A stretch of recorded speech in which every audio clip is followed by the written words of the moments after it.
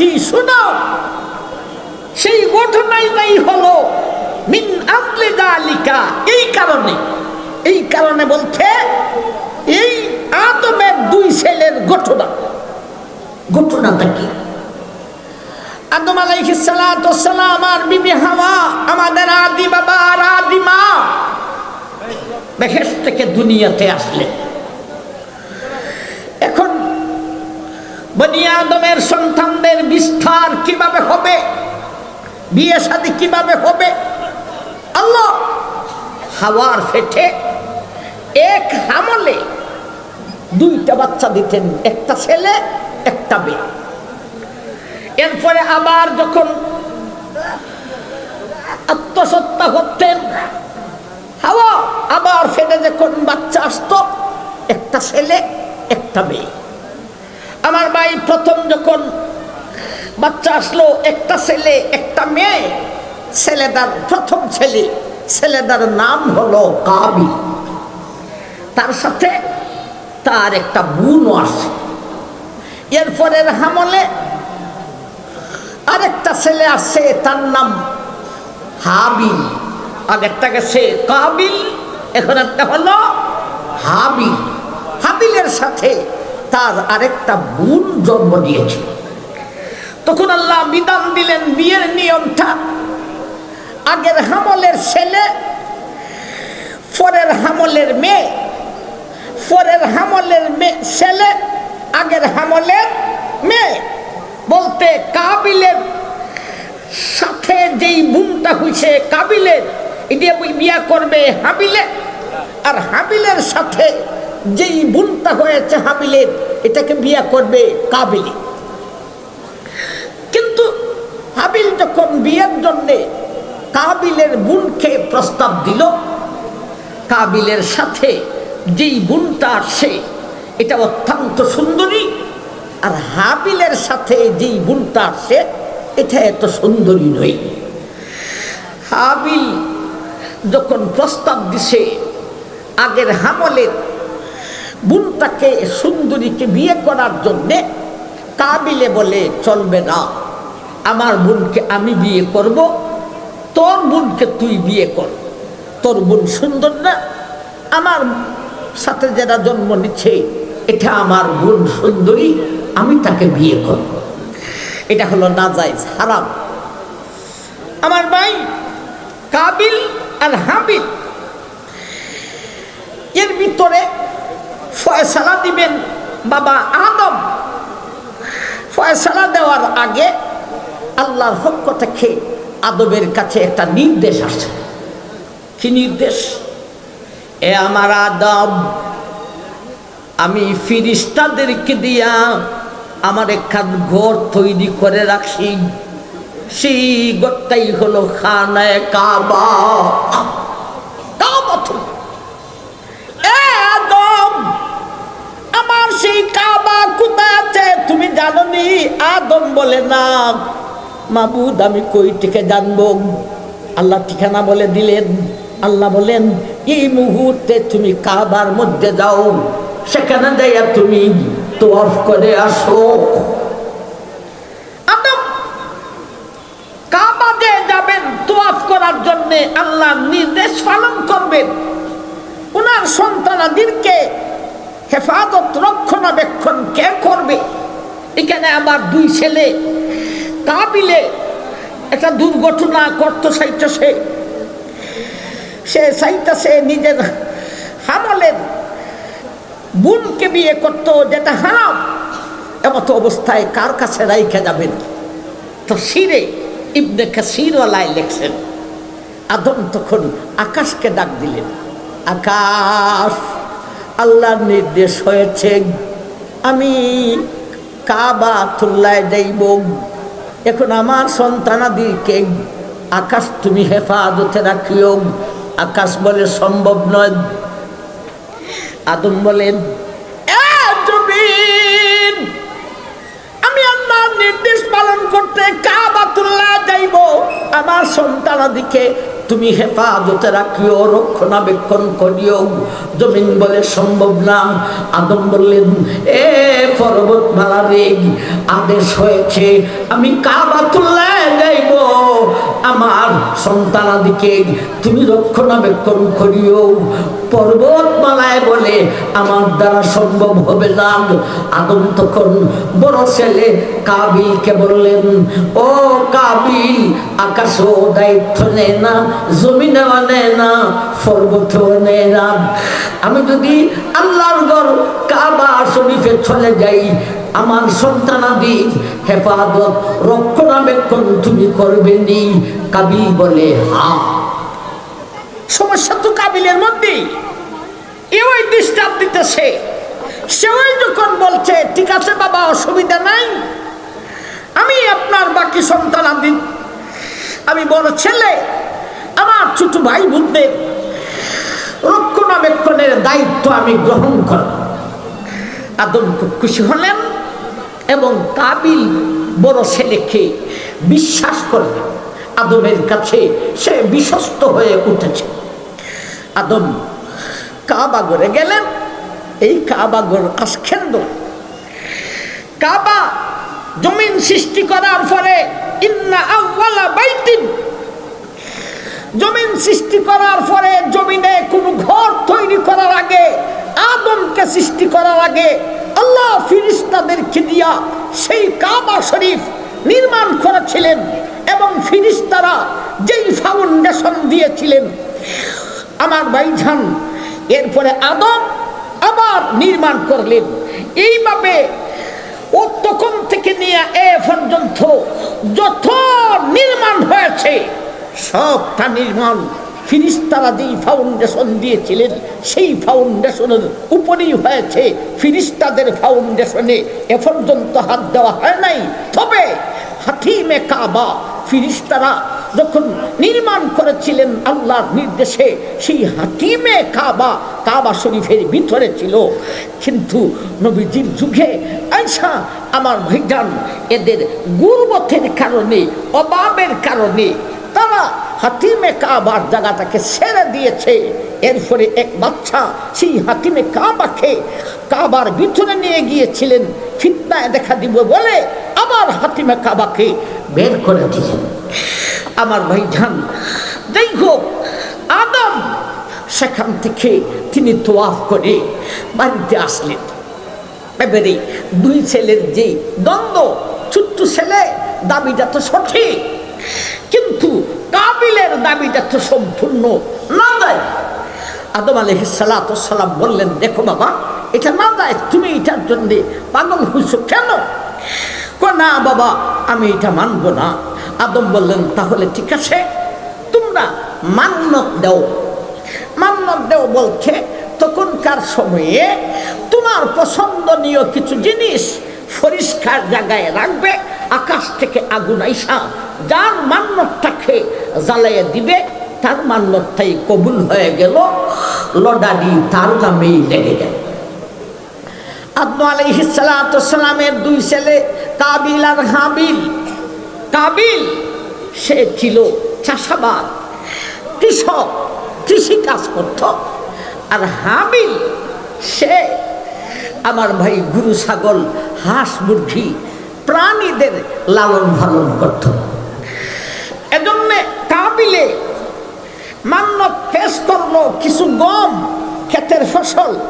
তাও গমগুলি তরু তাজা নয়, দুর্বল কিছু গম, কারণ সে জানে আমি তো এমনি অন্যায়ের উপরে আছি।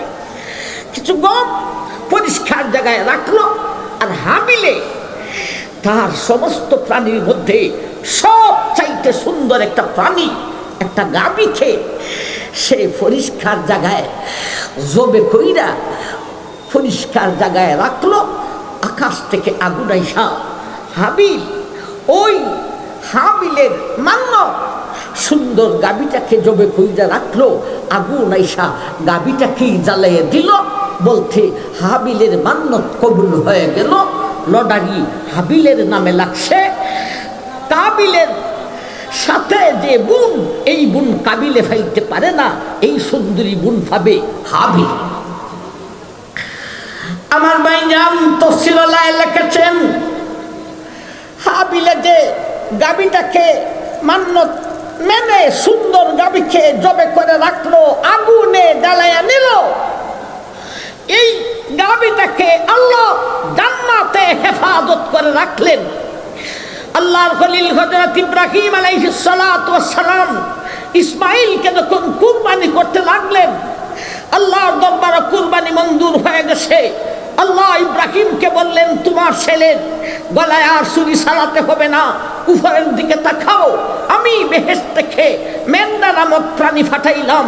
আমার ভাই, এই মেন্ডাটাই ছিল হাবিলের কুরবানির সেই গাবি। এই গাবিটাকে আল্লাহ হেফাজত করে জান্নাতে রেখে দিয়েছিলেন। জান্নাতে যাওয়ার পরে তার নাম হয়েছে মেন্ডা। ওই মেন্ডা পানিটাকেই আল্লাহ ইব্রাহিমের জন্য পাঠাইলেন ছেলের পরিবর্তে, তুমি এই মেন্ডাকে কুরবানি করিয়া।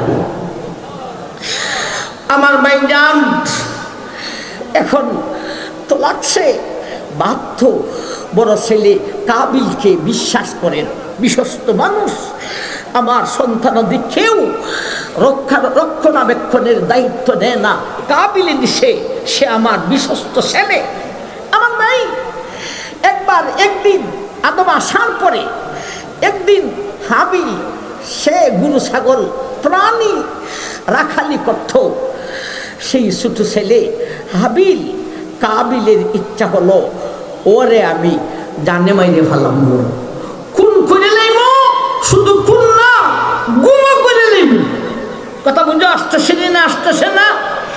খুনও করব, গুমও করব, ওরে শেষ করলি আমার সাথে বোনটাকে আমি বিয়ে করতে পারবো। নাউজুবিল্লাহ। আমার ভাইজান হাবিল তার গরু ছাগল ভেড়া নিয়ে আসতে লেট হইতেছে, রাতি হয়ে গেছে।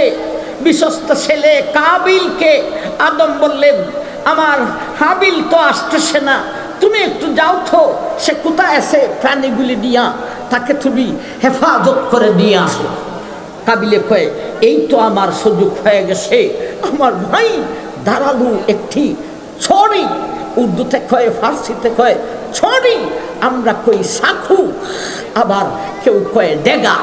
একটা ডেগার লুকাইয়া কাপড়ের ভিতরে নিশে এবং একটা লোহার ইস্পাত লুকিয়ে তার কাপড়ের ভিতরে ঢুকাইছে।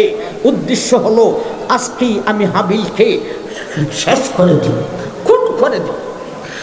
আমার ভাই গেল হাবিলের সঙ্গে সাক্ষাৎ, কয় তোর মান্নত তো কবুল হয়েছে, আমার মান্নত তো কবুল হয় নাই। হাবিল বলে, ভাই হক পথে থাকলে মান্নত কবুল হবে, তুমি তো হক পথ নয়। কয় তোর মান্নত কবুল হইছে, তুই আমাকে আমার বোনকে বিয়ে করার সুযোগ দিবে না, এই জন্যে এখন আমি তোকে শেষ করে দিব। এই কথা বলি দুই ভাই ঝগড়া লাগলে একজন কি আরেকজন কি এমনিই শেষ করে দিতে পারে। ওর লুকানো যে দেগার এবং লোহার একটা ইস্পাত, এটা তো হাবিলে দেখতেছেন না। আমার ভাই কাবিল তার দেগারটা বাহির করে হাবিলের বুকের মধ্যে মারছে, হাবিলকে কাবু করে ফেলিয়ে দিয়েছে। আমার ভাই ডেগার মারার পরে তার কাফিল অনেকটাই দুর্বল করে লাগছে। এখন হাবিলের চোখকে বাঁধলো, ফাউকে বাঁধলো, হাতকে বাঁধলো। আমার ভাই যান, এরপরে হাবিলকে খুন করিয়া দিল। এই আয়াতটা বলেছি খুনের নয়, এই আয়াতটা হলো গুমের, তবে খুনও আংশিকটা আসে। এই হলো খুন, আসল হলো গুম। এখন কাবিলের উদ্দেশ্য হলো, আমি তো মেরে ফেললাম, এখন তাকে গুম করবো কিনা। আল্লাহ দুইটা কাক পাঠাইলেন, একটা কাকে আর একটা কাককে মাইরা ফেলাইছে। জীবিত কাক, আমার ভাই মৃত কাকটাকে লুকানোর জন্যে মাটি কুড়াইয়া কাকটাকে মাটির ভিতরে রাইখা উপরে মাটি দিয়া লুকাইয়া ফেলাইছে। হ্যাঁ কয়, কাবিলে কয়, কাকে যদি এমন করতে পারে, গুম করতে পারে, তাইলে আমি কেন গুম করতে পারবো না। গর্ত খুঁড়ে গর্তের মধ্যে রাইখা হাবিলকে গুম করিয়া দিল। এই হলো 23 নম্বর আয়াতের গুমের আলোচনা। আর আল্লাহ সেই কথাটা বলেন ওয়ামিন আদলে জালিকা, এই কারণে মানে কাবিলে হাবিলকে খুন করে গুম করার কারণে। এই কারণে কথাটা বুঝাইতে সময় লাগছে আমার ভাই, বুঝে আসছে যে না আসছে না। আমার ভাই যান কাবিলে হাবিলকে কাইটা টুকরা টুকরা করছে, টুকরা টুকরা খুঁজা মাটি খুদাই করে গুম করেছে। আপনারা অনেকে বলবেন হুজুর এটা গুম হয় কিভাবে? এটা তো সে দফন করলো, আমরা যে গর্ত খুদে কবরে রাখি। আরে এটা গুম আর কবরে রাখা এক জাত নয়। আমরা কবরে রাখি মাইরা না, সে মারা যাওয়ার পরে, মারা যাওয়ার পরে নিজের হাতে মারিয়া নয়, মারা যাওয়ার পরে আমরা তাকে কবরে দিই। এরপরে আমরা কবরে দেই লুকিয়ে গুম করার জন্যে না মানুষকে মাইকিং কইরা জানাইয়া জানাইয়া এটা হলো কবর, এটা হলো দফন। হে কবর আর দফনের উদ্দেশ্য নয়, হে গুম করার উদ্দেশ্যে। আর যদি কেউ জানে না সাবধান, বাবা আদমেও যেন জানো না, এটাই হলো গুম। আমার ভাই গুমের সাথে খুনও আসলো। এখন আমরা আয়াতটা বুঝি। মিন আজলি যালিকা কাতাবনা আলা বানি ইসরাঈল আন্নাহু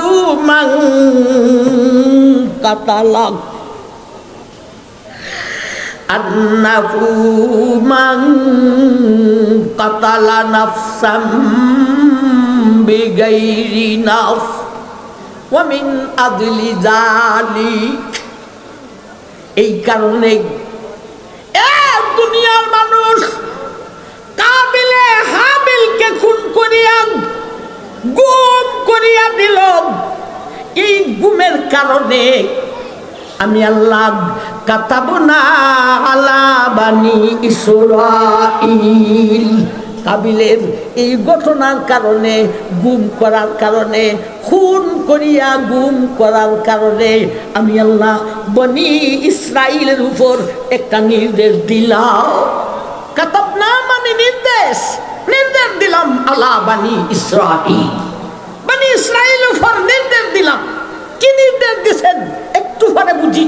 বনি ইসরাইলকে আগে বুঝার দরকার। নির্দেশ তো দিবেন আল্লাহ পৃথিবীবাসী সবাইকে, বনি ইসরাইলকে খালি নির্দেশ দিবেন এটা কেমন কথা? বনি ইসরাইল কারা, কি নির্দেশ দিলেন বলুন, কথাটা ঠিক না ঠিক? আমার ভাই ইব্রাহিম আলাইহিস সালাতু ওয়াস সালামের স্ত্রী সারা আর হাজেরা, সারার কুলে জন্ম নিলেন হযরত ইসহাক, ইসহাকের কুলে জন্ম নিলেন হযরত ইয়াকুব, যিনি ইউসুফ নবীর বাবা। সেই ইয়াকুবের আরেকটা নাম ছিল ইসরাইল। এজন্য ইয়াকুব থেকে যত মানুষ দুনিয়াতে আসে এদেরকে বলা হয় বনি ইসরাইল। সেখান থেকে নবী আসলেন ইয়াকুবের ছেলে ইউসুফ, উল্লেখযোগ্য নবী। ইউসুফের পরে মুসা, মুসার পরে দাউদ, দাউদের পরে সুলাইমান, সুলাইমানের পরে হযরত ঈসা আলাইহিস সালাতু ওয়াস সালাম। আর এই দিকে ইব্রাহিম আলাইহিস সালাতু ওয়াস সালামের বিবি হাজেরা, হাজেরার কুল থেকে একজন মাত্র নবী আসলেন। ইনি হলেন আপনি আমার নবী, আল্লাহর হাবিব, বিশ্ব নবী মুহাম্মদুর রাসূলুল্লাহ সাল্লাল্লাহু আলাইহি ওয়াসাল্লাম। তাইলে ইব্রাহিম নবীর পর থেকে নিয়া বিশ্বের মানুষ দুই ভাগে ভাগ হয়ে গেল। একটা হলো বনি ইসরাইল আর একটা হলো বনি ইসমাইল। আমরা কি বনি ইসরাইল না বনি ইসমাইল এটা আমি সঠিক করে বলতে পারবো না। অনেকে জানে বিশ্বনবীর উম্মত যারা এরা বনি ইসমাইল। না না, বনি ইসমাইলের মধ্যে অনেক ইহুদি খ্রিস্টান হিন্দু বুদ্ধ রয়েছে, আর বনি ইসরাইলের মধ্যে অনেক মুসলমান রয়েছে। যাই হোক আমার ভাই জান, তাইলে আল্লাহ নির্দেশ দিলে সব মানুষকে নির্দেশ দিবেন, শুধু বনি ইসরাইলকে নির্দেশটা কেন দিলেন? আমার ভাই তাফসীরে মাযহারিতে এটার কারণটা লিখেছেন। মিন আজলি যালিকা কাতাবনা আলা বনি ইসরাঈল। দুনিয়ার মানুষ মানুষের আল্লাহ নির্দেশ দিয়েছেন শুধু বনি ইসরাইল কেন এলেন? বনি ইসরাইল আর বনি ইসমাইল বিশ্বের সমস্ত মানুষকে আল্লাহ নির্দেশ দিয়েছেন। তবে বনি ইসরাইল শব্দটা কেন আনলেন? এটা হলো খুসুসাত, বিশ্বের মানুষ হইল উমুমা। তাফসীরে মাযহারিতে এতটুকু লিখেছেন খুসুসান আর উমুমান। এটি আপনারা তো বুঝবেন না, আমরা বুঝি খুসুসান কি আর উমুমান কি। আমার ভাই খুসুসান বলতে বিশেষ করে আর উমুমান বলতে ব্যাপক করে। এই যে কোন কইরা গুম করা, গুম কোন গুম কোন করে গুম করার অভ্যাসটা ইসমাইলের সূত্রের বনি ইসমাইল থেকে বনি ইসরাইলের মধ্যে এই অভ্যাসটা বিশেষ করে ছিল। এজন্য আল্লাহ বনি ইসরাইল বলেছেন, কিন্তু বনি ইসরাইল বলে এখানে শুধু নির্দেশটা বনি ইসরাইলদের উপরে নয়, যেমন ভাবে বনি ইসরাইলের উপরে তেমন ভাবে বনি ইসমাইলের উপরে। বনি ইসরাইলটা কেন আনলেন? কয় এদের স্বভাব বনি ইসমাইল থেকে বনি ইসরাইলের মধ্যে কোন গুমের স্বভাবটা বেশি ছিল, বিশেষ করে বনি ইসরাইল। বুঝাইছে দিনাইছে আবার ভাই। তাইলে মিন আদলে যালিকা, এই কারণে কোন কারণে কাবিলে হাবিলকে কোন করে গুম করার কারণে কাতাবনা আলা বনি ইসরাইল, আল্লাহ বনি ইসরাইলের উপরে নির্দেশ দিয়েছেন। মতলব কি বাকির হইল রে? শুধু বনি ইসরাইল নয়, আল্লাহ বুঝাইতে চান এই স্বভাবটা বিশেষ করে বনি ইসরাইলের ছিল রে। আল্লাহ শুধু বনি ইসরাইল বুঝাইতে চান না, এই কারণে আল্লাহ বিশ্বের সমস্ত মানুষকে নির্দেশ করে দিয়েছেন। কি নির্দেশ করেছেন? আন্নাহু মান কাতালা নাফসান বিগাইরি নাফসিন আও ফাসাদিন ফিল আরদ ফাকান্নামা কাতালান নাসা জামিআ ওয়া মান আহইয়াহা ফাকান্নামা আহইয়ান নাসা জামিআ। আল্লাহ এই কারণে বিশ্বের মানুষকে নির্দেশ করেছেন। এই কারণে বনি ইসরাইল আর বনি ইসমাইল সবাইকে নির্দেশ করেছেন। কি নির্দেশ করেছেন? কোন কারণে? কাবিলে হাবিলকে খুন করিয়া গুম করার কারণে। কি নির্দেশ করেছেন? মান কাতালা নাফসাম বিগাইরি নাফসিন আও ফাসাদিন ফিল আরদ। মান কাতালা নাফসান, যেই ব্যক্তি একটা মানুষকে হত্যা করে দিল, খুন করিয়া দিল, নাফসান বিগাইরি নাফসিন, অথচ যেই লোকটারে খুন করিল এই লোকটা কোনো মানুষকে খুন করে নাই। আও ফাসাদিন ফিল আরদ, এবং যেই লোকটারে খুন করিল এই লোকটায় জমিনের মধ্যে কোনো ফসাদ করে নাই। এটারে কয় অন্যায় ভাবে। যেই লোকটারে খুন করছে এই লোকটায় কেউ রে খুন করে নাই, জমিনে ফসাদ করে নাই, জমিনে ফসাদ করে নাই। ফসাদের মতলব কি? তাফসীরে মাযহারিওয়ালায় লিখেছেন ফসাদের মতলব হলো 1 নম্বরে সন্ত্রাসী, 2 নম্বরে ডাকাতি, 3 নম্বরে জিনা, 4 নম্বরে আল্লাহ, আল্লাহর রাসূল এবং কুরআনকে যারা অবমাননা করে এদেরকে বলা হয় ফাসাদান ফিল আরদি। এরা জমিনের মধ্যে ফসাদ করে। সন্ত্রাসী যারা এরা জমিনে ফসাদ করে, ডাকাতি করে যারা এরা জমিনে ফসাদ করে, জিনা করে যারা ওরা জমিনে ফসাদ করে, আল্লাহ, আল্লাহর রাসূল এবং কুরআনকে যারা অবমাননা করে এরাই হলো ফাসাদান ফিল আরদি। এরা জমিনে ফসাদ। আমার ভাই আল্লাহ বলতেছেন মান কাতালা নাফসাম বিগাইরি নাফসিন, মান কাতালা নাফসান, যে অন্য ব্যক্তিকে খুন করিল, বিগাইরি নাফসিন, অথচ লোকটায় আর কেউকে খুন করে নাই, আও ফাসাদিন ফিল আরদি, এবং এই লোকটায় জমিনের মধ্যে কোনো ফসাদ সৃষ্টি করে নাই। যে লোকটায় জমিনে কোনো ফসাদ সৃষ্টি করে নাই, আর কেউকে খুনও করে নাই, এমন একটা নির্দোষী মানুষকে মান কাতালা, যে ব্যক্তি খুন করিয়া দিল, ফাঁকা আন্নামা কাতালান্নাসা জামিআ। আল্লাহ বলেন, এক দুনিয়ার মানুষ, বিশ্ববাসী, বনি ইসরাইল, বনি ইসমাইল, তোমাদের উপর নির্দেশ করা হইল এমন ভাবে, অন্যায় ভাবে তুমি যদি খুন করো আর গুম করো, পরকালীন শাস্তিটা কি জানোনি? কান্নামা কাতালান্নাসা জামিআ। কিয়ামত পর্যন্ত, ইসরাফিলের সিংহায় ফু দেওয়ার আগ পর্যন্ত অন্যায় ভাবে কেউ যদি তাকে অন্যায়ভাবে নির্দোষী মানুষকে যদি খুন করে রে, যে খুন করিব ও দুনিয়ার মানুষ, ওর নামায় আমালে এই খুনের একটা গুনার অংশ লেখা হইব। ভাই, একজনকে খুন করলেই হাসরের, নির্দোষী একটা মানুষকে খুন করলেই হাসরের মাঠে কোন শাস্তি হবে, দুদকে কোন শাস্তি দেওয়া হবে। আর আল্লাহ বলেন, এই কারণে কাবিলে হাবিলকে খুন করে গুম করার কারণে আমি আল্লাহ সারা বিশ্বের মানুষকে জানাইয়া দিলাম, তুমি যদি অন্যায়ভাবে কোনো ব্যক্তিকে খুন করিয়া গুম করো, তাহলে কিয়ামত পর্যন্ত যারা অন্যায়ভাবে নির্দোষী মানুষকে খুন করে গুম করবে, ওইখানের ওই খুন আর গুমের গুনাও কিছুটা তোমার নামায় আমালে দেওয়া হবে। আপনি খুন করেছিলেন, খুন গুম করেছিলেন একজনকে, আপনার নামায় আমালে কিয়ামত পর্যন্ত অন্যায়ভাবে খুন গুম যারা করেছে এদের গুনাহ তোমার নামায় আমালে আসবে। এখন খুন আর গুম 100 না 1000 না 1 লক্ষ না 1 কোটি না এর চাইতে আরো বেশি, ইসরাফিলে সিংহায় ফু দেওয়ার আগ পর্যন্ত যত অন্যায়ভাবে খুন গুম করা হবে, তোর নামায় আমালে ওই গুনার কিছুটা অংশ আসবে।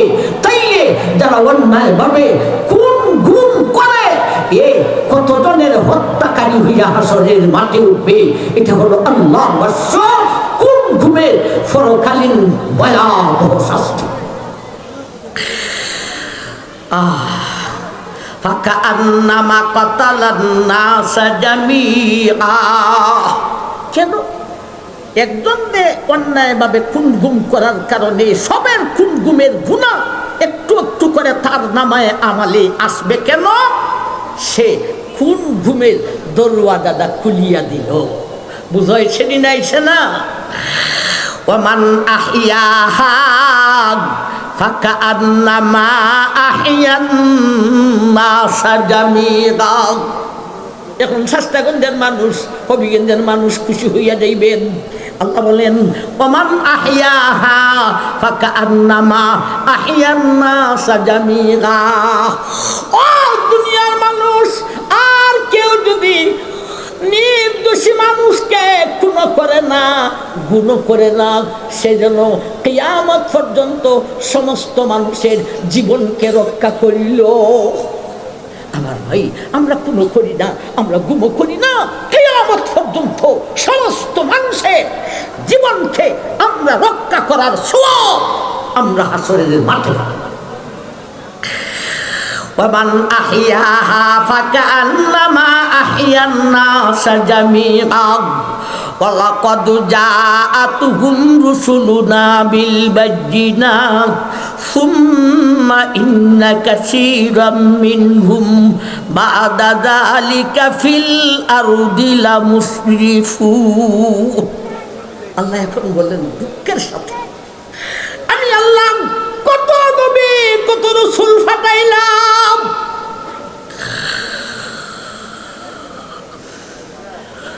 কত নবী কত রাসূল পাঠাইলাম, ফিল আরদি লামুসরিফুন। ওয়ালাকাদ জাআতহুম রুসুলুনা বিল বায়্যিনাত। কত নবী কত রাসূল পাঠাইলাম বাইয়িনাত দিয়া, দলিল দিয়া, মুজিজা দিয়া, সুম্মা ইন্না কাসীরাম মিনহুম বাদা যালিকা ফিল আরদি লামুসরিফুন। কত নবী কত রাসূল ফাটাইলাম, দলিল দিলাম, মুজিজা দিলাম, এইগুলি বুঝাইলেন অন্যায়ভাবে খুন গুম করলে এমনভাবে পরকালে শাস্তি হবে। এরপরও অধিকাংশরাই সীমা লঙ্ঘন করেছে, নবী বুঝানোর পরেও বুঝে নাই, গুম করেছে, খুন করেছে। এই হলো 32 নম্বর আয়াত। আল্লাহ কি বুঝাইলেন? মিন আগলি যালিকা কাতাবনা আলা বানি ইসরাঈলা আন্নাহু মান কাতালা নাফসাম বিগাইরি নাফস আও ফাসাদিন ফিল আরদি ফাকান্নামা কাতালান নাসা জামিআন ওয়া মান আহইয়াহা ফাকান্নামা আহইয়ান নাসা জামিআন ওয়া লাকাদ জাআতুহুম রুসুলুনা বিল বায়্যিনাত সুম্মা ইন্না কাসীরাম মিনহুম বা'দা যালিকা ফিল আরদি লামুসরিফুন। দুনিয়ার মানুষ কাবিলে হাবিলকে খুন করেছে, খুন করিয়া গুম করেছে। এজন্য আমি বিশ্বের সমস্ত মানুষের উপর নির্দেশ দিলাম, সাবধান থাকো। তুমি যদি অন্যায়ভাবে খুন গুম করো রে, তাইলে তুমি করলা একটা খুন একটা গুম, অথচ পৃথিবীর বুকে যত খুন গুম অন্যায়ভাবে হবে সব তার কিছু কিছু গুনাহ তোমার নামে আমালে দেওয়া হইব। এতগুলি হত্যাকারীর গুনাহ তুমি নিয়ে হাসরের মাঠে উঠিলে তোমার ভয়াবহ শাস্তিটা কি হইব? এই হলো 32 নম্বর আয়াত, গুমের আলোচনা। তার সাথে কিছু খুন আছে। ফলকালীন শাস্তিটা কি? ফলকালীন শাস্তি হলো তুই গুম করেছিলে, খুন করেছিলে একজন, অথচ কিয়ামত পর্যন্ত অন্যায়ভাবে খুন গুম যারা করবে সব ঠিক গুনাহ একটু একটু তোর নামায় আমালে আসবে। গুম খুন করেছিলে একজন, অথচ হাসরের মাঠে দুজখে শত হাজার লাখ কোটি কোটি মানুষের খুন গুমের হত্যাকারী হইয়া তুই হাসরের মাঠে উঠতে হবে। এটা হইল আমার ভাই গুম যারা করে এরার শাস্তি। আমার ভাইজান, কোন গুমের পরকালীন শাস্তি। এখন আসুন দুনিয়ার শাস্তিটা কি দেওয়া হবে, এটাই বেশি জটিল। এরপরে আয়াতে বলেন ইন্নামা জাযাউল্লাযীনা ইউহারিবুনাল্লাহা ওয়া রাসূলাহু ওয়া ইয়াসআউনা ফিল আরদি ফাসাদান আন ইউকাত্তালু আও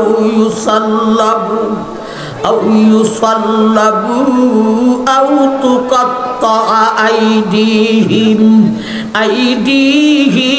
ওয়া আরজুলুহুম মিন খিলাফ আও ইউনফাউ ফিল আরদ যালিকা লাহুম খিজয়ুন ফিদ দুনিয়া ওয়া লাহুম ফিল আখিরাতি আযাবুন আযীম। এখন আল্লাহ বলেন ইন্নামা জাযাউল্লাযীনা ইউহারিবুনাল্লাহা ওয়া রাসূলাহু ওয়া ইয়াসআউনা ফিল আরদি ফাসাদা। আল্লাহ বলেন ইন্নামা জাযাউল্লাযীনা ইউহারিবুনাল্লাহা ওয়া রাসূলাহু। দুনিয়ার মানুষ যারা আল্লাহ আর আল্লাহ রাসূলের সঙ্গে সংগ্রাম করে, যুদ্ধ করে, এদের শাস্তিটা দুনিয়াতে কি হইতে পারে? আল্লাহ আল্লাহ রসুলের সঙ্গে সংগ্রাম করে, যুদ্ধ করে। ও বাবা, আল্লাহর সাথে আর আল্লাহ রসুলের সঙ্গে কে যুদ্ধ করে, কে সংগ্রাম করে? শুনুন ঘটনা। কবিলায় উকাল কবিলায় উরাইনিয়া, এই দুইটা বেঈমান কবিলা থেকে, গোত্র থেকে 8 জন মানুষ নবীজির দরবারে, নবী তখন মদিনায়, নবীজির দরবারে আইসা কয় আমরা ঈমান আনতাম। ভালো কথা, নবীজি কালামে পড়াইলেন ঈমান। আমার ভাই, মদিনার আবহাওয়া এদের কাছে মুআফিক হয় নাই। তাদের মদিনার আবহাওয়া তাদের শরীরে অ্যাডজাস্ট হয় নাই, অসুস্থ হয়ে পড়েছে। এমনকি শরীরের রং হলুদের মতো হতে যাচ্ছে এবং এই 8টি মানুষের পেট ফুলা শুরু হয়েছে। এরা আল্লাহ নবী, আমরা এখন কি করতে পারি? নবী বললেন তোমরা একটা কাজ করো। কি কাজ করবো? নবীদের একটা গোলাম ছিল রে আমার ভাই, সাহাবী ইয়াসির রাদিয়াল্লাহু তাআলা আনহু। ইনি ছিলেন নবীজির গোলাম। তখন সময় নবীজির কাছে 15টি উট ছিল। 15টি উটের মালিক ছিলেন নবীজি। ইয়াসার গোলাম। এই গোলামের আমল হলো 5 ওয়াক্ত নামাজ ছাড়া যখনই সময় পায় তখনই নামাজে দাঁড়ায়। আল্লাহর নবী বলেন, হে আমার ইয়াসার, 5 ওয়াক্ত নামাজ তো তুমি পড়োই, আবার যখনই সময় পাও তখনই তুমি নামাজে, নফল নামাজে দাঁড়িয়ে যাও। এমন ব্যক্তিরে আমি গোলাম হিসাবে রাখতে চাই না।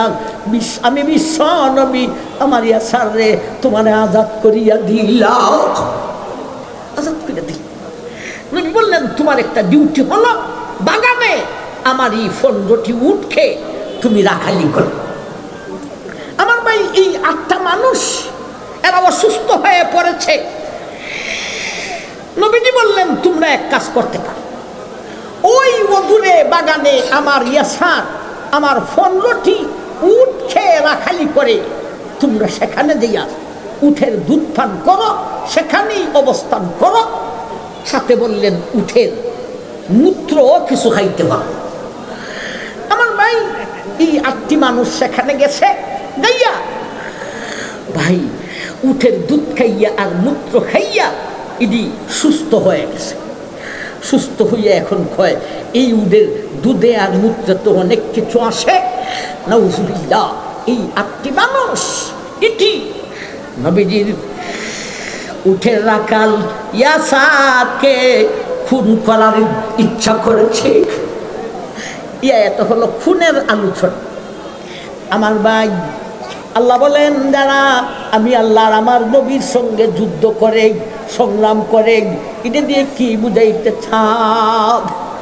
এই 8টা মানুষ নবীর সাহাবী ইয়াসার হাত বাইদা লাইছে, পা বাইদা লাইছে, এমনকি লোহার শলাকারে গলম করে 2টা শলাকা 2টি চোখের ভিতরে ঢুকাইয়া দিয়েছে। ইয়াসার বলেন, এ লোকেরা আমার একটু পানি দান করো, একটু পানি দাও, পানির বড় পিপাসা হয়েছে। পানিও দেয় নাই। আমার ভাই, এমতো অবস্থায় নবীর সাহাবী উটের রাখাল ইয়াসারকে খুন করে দিয়েছে। নবীজির কাছে খবর আছে। উইটারে আল্লাহ বলেন আমি আল্লাহর আমার নবীর সাথে যারা যুদ্ধ করে, যুদ্ধটা কি করছে? নবীর সাহাবীকে চৌকি দিয়া শলাকা গরম করে লোহার শলাকা ঢুকাইছে। আমার ভাই ফানি চাইছে, ফানি দেয় নাই। এই জিনিসটাকে আল্লাহ বলতেছেন, ইন্নামা জাযাউল্লাযীনা ইউহারিবুনাল্লাহ ওয়া রাসূলাহু। এটাকে আল্লাহ বলতেছেন যারা আমি আল্লাহ আর আমার নবীর সঙ্গে যুদ্ধ করে দে, চোখের মধ্যে শলাকা ঢুকাইয়া দিল, হাত পাও বেঁধে যাদেরকে খুন করিয়া দিল, এটাই হলো আল্লাহর রসুলের সঙ্গে যুদ্ধ করা। এখন বলুন, আলোচনার শুরুতে বলছিলাম আমার ভাই পিলখানার ঘটনা, শাপলা চত্বরের ঘটনা, জুলাই অভ্যুত্থানের ঘটনা, এরপরে যে বলেছিলাম ঘুমের ঘটনা, নজরুলের ঘটনা, জলিলের ঘটনা, ফাদা রহমানের ঘটনা, হাত ফাও বাদিয়া আমার ভাই আমাদের সিলেটের ইলিয়াস আলীরও কোনভাবে জানে কি করেছে, হাত বাদিয়া, ফাও বাদিয়া, চোখ বাদিয়া, বুকটাকে সিরিয়া দিয়েছে, পেটটাকে হারিয়া দিয়েছে। আমার ভাইজান আল্লাহর বাসায় সেইটা কি বলেন, আমি আল্লাহ আর আমার রসুলের সঙ্গে এরা যুদ্ধ করিল। আমার ভাই এই জাতের যুদ্ধ 16 বছর পর্যন্ত ফেসিস সরকার করে গেছে, বলুন ঠিক না বেঠি? এদের যুদ্ধ আল্লাহর সঙ্গে, আল্লাহ রসুলের সঙ্গে। ফেরাউনও সেই যুদ্ধ করেছিল। ইতিহাস জেনে রাখার দরকার। মুসলমান হইয়া সেই ইতিহাসকে ভুলবা কেন? নয় কোনো ইলেকশন মানুষের ভোটের অধিকারকে কেড়ে নিয়ে এইভাবে মানুষকে খুন করেছে, গুম করেছে। আল্লাহ আর আল্লাহ রসুলের সঙ্গে যুদ্ধ করেছে। আমার ভাই এইভাবে যখন নবীজির সাহাবী ইয়াসারকে হত্যা করে দিল, নবীর কাছে খবর আসছে। নবীজি তৎক্ষণিক সাহাবায়ে কেরামকে ডাকলেন, জলদি চলো। ঘোড়া নিয়ে ধরলেন। তার মধ্যে একজন সাহাবী ছিলেন, ইনি তার এদের পায়ের নিশানা দেখে তিনি চিনতেন। নিশানা দেখে দেখে চলতে চলতে চলে গেলেন। দেখেছি আত্মা জালিমকে পাকড়াও করে নবীজির দরবারে নিয়ে আসলেন। এখন আসুন এদের দুনিয়াবি শাস্তিটা কি? আমার ভাই কোন গুমের পরকালীন শাস্তি কি? কোন গুণ করেছ? 1,000 লাখ কোটি গুণ কোন গুমের গুণা নিয়ে হাসরের মাঠে উঠবে। আর ইহকালীন শাস্তিটা কি? পাকড়াও করে যখন নবীর দরবারে আনা হলো, আল্লাহ নবীর কাছে আয়াত নাযিল করলেন, এদের শাস্তিটা এখন কি হতে পারে? আল্লাহ বলেন, ফাসাদান আন ইউকাত্তালু আও ইউসাল্লাবু আও তুকাত্তাআ আইদিহিম ওয়া আরজুলুহুম মিন খিলাফ আও ইউনফাউ ফিল আরদ যালিকা লাহুম খিযুন ফিদ দুনিয়া ওয়া লাহুম ফিল আখিরাতি আযাবুন আযীম। এই আয়াত নাযিল করে আল্লাহ নবীর কয়েকটা অফার দিলেন, কি শাস্তি দিতে পারো? আনজুকাত্তালু, এদেরকে তুমি হত্যা করে দাও। আও ইউসাল্লাবু, নয়তো তুমি ফাঁসির কাষ্ঠে ঝুলাও। আও তুকাত্তা আইদিহিম ওয়া আরজুলুহুম মিন খিলাফ, অথবা হাত পাও কেটে দিতে পারো উল্লু করে। হয়তো ডান হাত যদি কাটো তাইলে বাম পা, আর বাম হাত যদি কাটো তাইলে ডান ভাগ। কয়েকটা অফার, একটা হলো হত্যা করো, আর একটা হলো চুলির কাষ্ঠে ঝুলাও, ফাঁসির কাষ্ঠে ঝুলাও, আর একটা হলো ডান হাতটা খাইতে দাও, বাম হাতটা খাইতে ফালাও। আর একটা অফার হলো আউয়ুন পাউ ফিল আরদ, দেশের ভিতরে স্বাধীনভাবে চলা সুযোগ দিও না, বরং বন্দি করো। মতলব হলো চিরস্থায়ী, মতলব হলো যাবজ্জীবনের জেল দিতে পারো। এই কয়টা অফার দিলেন আল্লাহ নবীরে। 1 নম্বরে তুমি তাকে হত্যা করতে পারো, 2 নম্বরে ফাঁসির কাষ্ঠে ঝুলাইতে পারো, 3 নম্বরে হাত পাও কেটে দিতে পারো। করলেন 3 নম্বরটা, আও তুকাত্তা আইদিহিম ওয়া আরজুলুহুম মিন খিলাফ। নবীজি বললেন, এই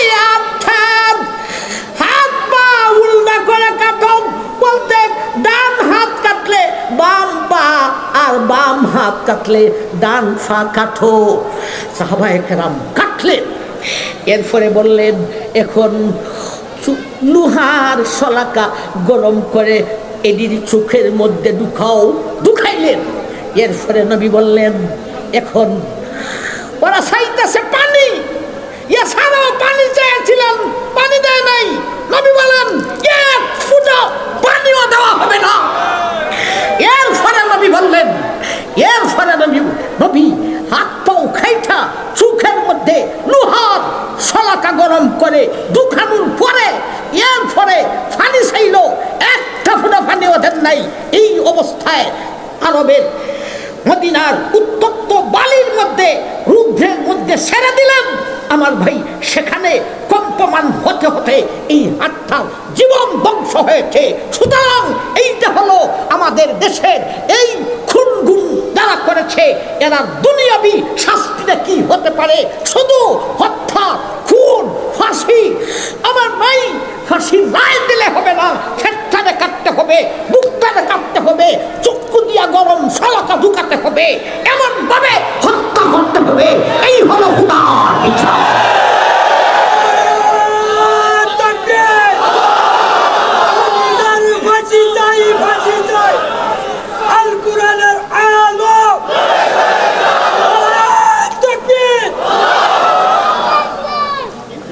আমার ভাইজান, দেশ স্বাধীন হওয়ার পর থেকে নিয়ে উলামাদের জন্য এমন সুযোগ আসে নাই। আমি আপনাদের এলাকার মানুষ, জন্মস্থানের মানুষ, এই জন্য কথাটা বলি। আমাদের ধর্ম উপদেষ্টা একজন বিজ্ঞ আলেম এবং জাগতিক শিক্ষার ঊর্ধ্ব লেভেলের শিক্ষিত, তিনি বারংবার বলতেছেন, এই দেশে এখন যদি দেশের মানুষ উলামায়ে কেরামকে সংসদে দেখতে চায়, যদি কিছু উলামায়ে কেরাম আপনারা না যান, এই দেশে মাদ্রাসা টিকানো যাবে না, ওয়াজ তাফসীরকে টিকানো যাবে না, তাবলীগী জমাতকে রক্ষা করা যাবে না। এই সূত্রে আমাদের সাইফুল হাদিস, ইবনে সাইফুল হাদিস আল্লামা মামুনুল হক বাংলাদেশ খেলাফত মজলিসের নামে ডাক দিয়েছেন। ও ভাই, তিনি সেই কেন্দ্র থেকে আমাদের হবিগঞ্জ এক, নবীগঞ্জ এবং বাহুবল থেকে জাতীয় সংসদ নির্বাচনের জন্য আমাকে তিনি নির্বাচন করে ঘোষণা করেছেন। আমি এমপি হওয়ার শখে নয়, এমপি হওয়ার ইঞ্চি পরিমাণ শখ নাই। আল্লাহর জমিনে আল্লাহর আইনকে বাস্তবায়ন করার জন্যে, দেশ ও জাতির কল্যাণের জন্যে আমরা আমাদের দেশটাকে বৈষম্যহীন একটা দেশ গড়ে তোলার জন্যে, শুধু তাই নয়, সারা বাংলা নয়, বিশ্বকে রেকর্ড দেখানোর জন্যে একজন আলেম এমপি হলে কি করতে পারে, সেই উদ্দেশ্যে আমি সাড়া দিয়েছি। আপনারা আমার এলাকার, আমার কেন্দ্রের অনেক মানুষ এখানে আসেন, আর যারা আমার মুঠার নয়, আপনাদের কাছে দুয়ার প্রার্থী হয়ে আমি আপনাদের থেকে বিদায় নিতে যাচ্ছি। আমার ভাই, আমি আল্লাহকে দুইটা শর্ত দিয়েছি। আল্লাহ, আমি যদি এমপি হইয়া, এমপি হওয়ার কারণে পরকালে শাস্তির কোনো কারণ হয়, আমাকে আগের থেকে আউট করিয়া দাও। আরেকটা শর্ত লাগাইছি, আল্লাহ, আমি যদি এমপি হইয়া এই দুই উপজেলার মানুষের হক আদায় করতে না পারি, আমাকে আগের থেকে আউট করিয়া দাও। আর যদি দুই শর্ত মেনে তুমি আমাকে এমপি বানাও, আল্লাহ, আমি হইতে রাজি। আপনারা সবাই আমার জন্য দোয়া করবেন।